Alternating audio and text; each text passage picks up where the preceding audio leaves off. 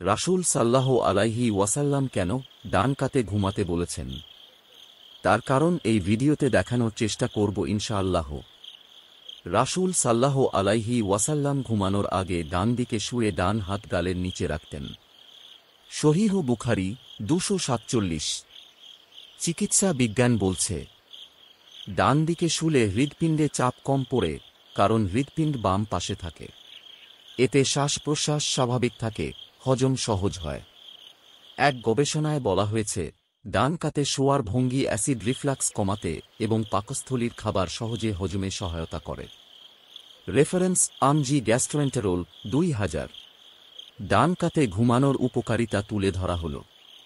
Acid reflux কমে, gastric দূর হয়, হৃৎপিণ্ড সুরক্ষিত থাকে, নিদ্রা গভীর হয়। রাসূলের এই ছোট্ট সুন্নত আপনার ঘুমকে রূপান্তর করতে পারে আরামে, নিরাপত্তায় ও সোয়াবে।